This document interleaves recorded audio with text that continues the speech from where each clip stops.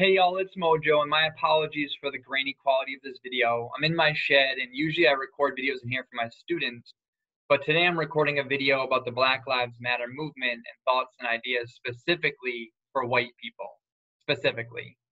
You could also say non-black people of color as well, which is not to say that non-black people of color have not experienced racism and discrimination. They have and they do on a daily basis, sadly. But I think our country saves its most savage racism and discrimination for Black people and for Native Americans as well. And the first thing I want to say, before I show you some videos and links and some ideas, is just that I've heard a lot of people say recently, well, this is a Democrat versus Republican thing. And I don't believe that at all. I don't think a lot of people believe that at all. Somebody posted online, racist versus everybody else, which I agree with. But for me, it really comes down to, do you value human life, especially when that life looks different than yours?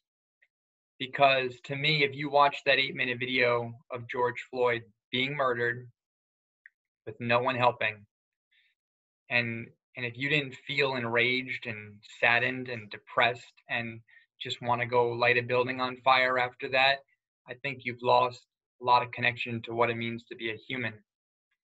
And I've lost a lot of family members over stuff like this, but to me, family isn't defined as much by blood as it is by those who try to live up to certain ideals and truths and strive for fairness and strive to get better.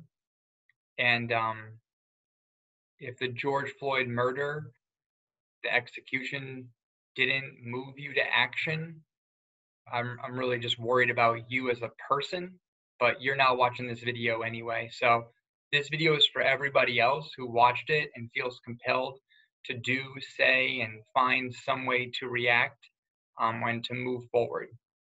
So I have 10 suggestions for everybody who's still with me. And this is going to be like not perfect because I'm sharing my screen, but here we go.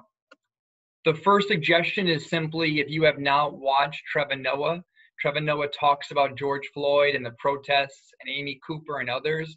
It is 18 minutes long, but Trevor Noah does a great job of summarizing what's happening and why it's happening and why we should care.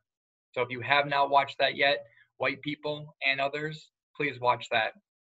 Relatedly is, if you've never got a chance to read his book, Born a Crime, it's amazing and a great example and a great picture of South Africa and the time where he lived there. So that's number one. Watch Trevor Noah on YouTube. And if you get a chance, you should definitely check out his book. Number two is, if you have never watched the Brene Brown Call to Courage special on Netflix, I really must recommend it, because I think now more than ever, we are called to be brave. I remember the first time I ever posted something on Instagram. Here it is. It's a post that DeRay had shared and I reposted. And I was really scared because I knew a lot of people were going to be upset. And I knew I was going to lose a lot of friendships and family over it. But I knew in my heart and my gut it was the right thing to do. I had to start talking about this somewhere, somehow, even if it was only to a few people. And I think now more than ever, we need white people to be brave and be vulnerable and call out the system that we benefit from, because we cannot rely on Black people and people of color solely.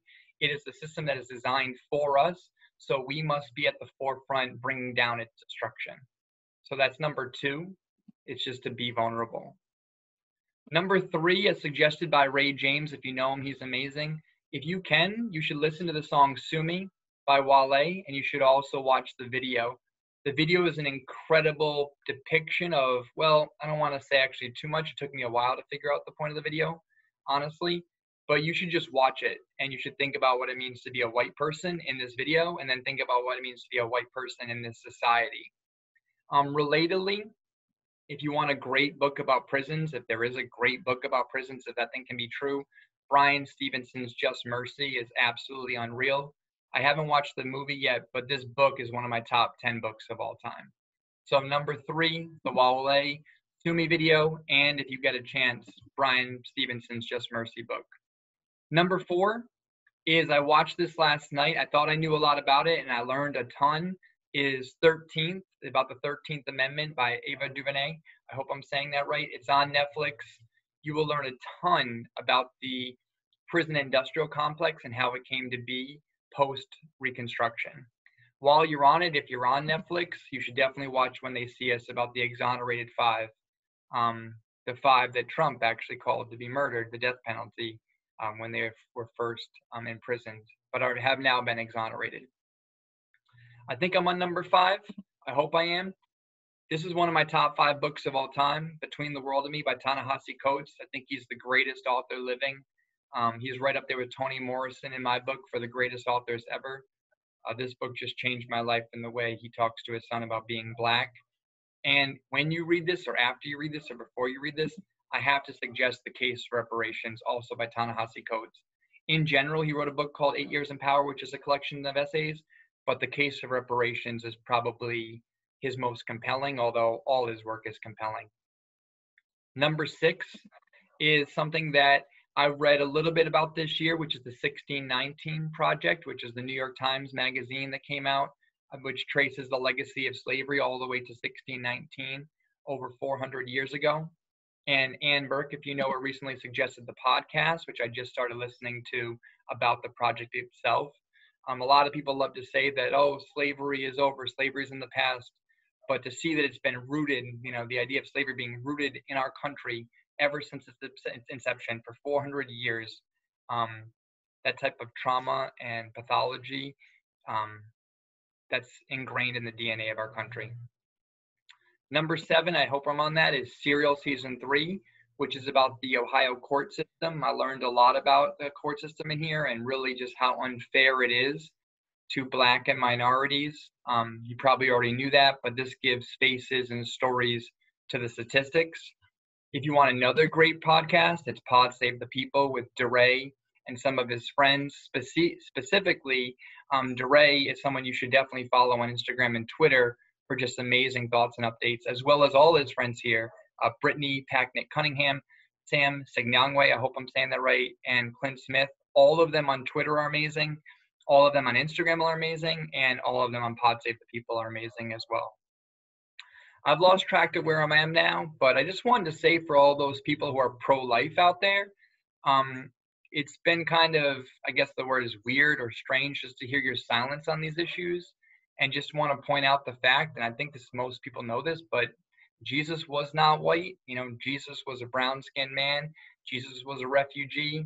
Jesus would be out there protesting too. I'm not trying to be like, oh, what would Jesus do? But the idea of Jesus that so many people have, I think that a lot of people haven't read the Bible recently, or at least the New Testament, because Jesus was a radical, and to portray him as anything but that is false.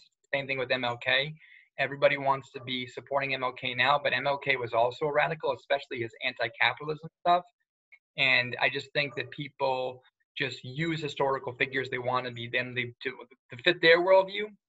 And it's a great reminder that Jesus was not white, and Jesus would have been on the front lines. I can promise you that. I think this is number 9, but I just got to say, the Blue Lives Matter, that's a joke. That's ridiculous.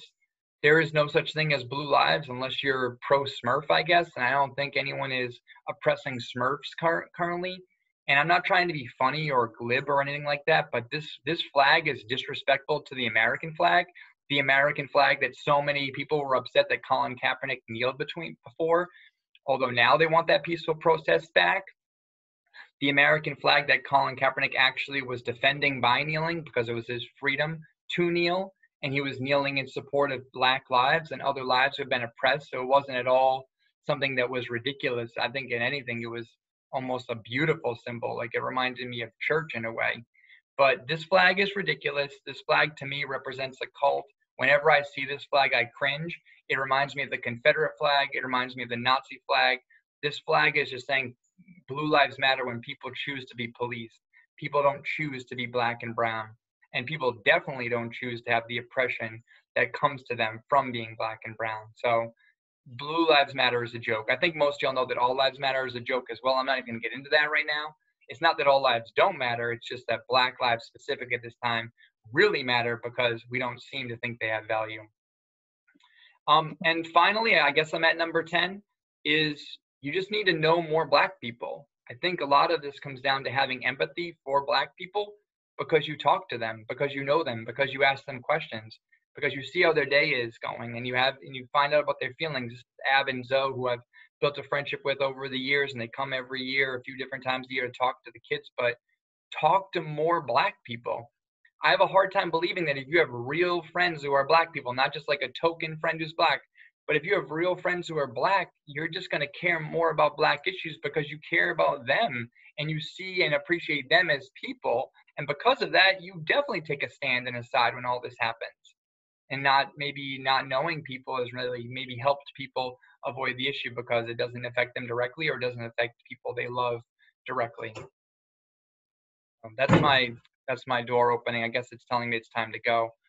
But Black lives do matter. That's the point of this video, specifically for white people. We need more of you. We need all of you white people to stand up. And I guess I can stop sharing. We need all of you who are white to stand up and to speak out and to use whatever platforms and powers and positions that you have to do your part. We are the ones that benefit the most from white supremacy, pretty much exclusively and significantly. So it must be us that bring about its destruction. We must be leading the charge. We cannot expect Black people and brown people to do it for us when it's the system that benefits and was designed for and by us. It must be us calling out our friends. It must be us protesting in the streets. It must be us donating money and voting and honestly saying like this police thing, maybe we need to defund the police. Maybe that's not working out for us. It must be us. We can't expect people to do it for us because like I've been saying, I guess a few different times, this system is our fault. I'm not saying that anybody here designed the system or picked the system, but we benefit from it every day. It's like Dr. I think Ibrahim Kennedy in How to Be an Anti-Racist says, there's no such thing as non-racist, right? Either you're anti-racist actively and you're doing something about it, or you're contributing to the problem. I hope to see you on the sidelines. I hope to see more of me too.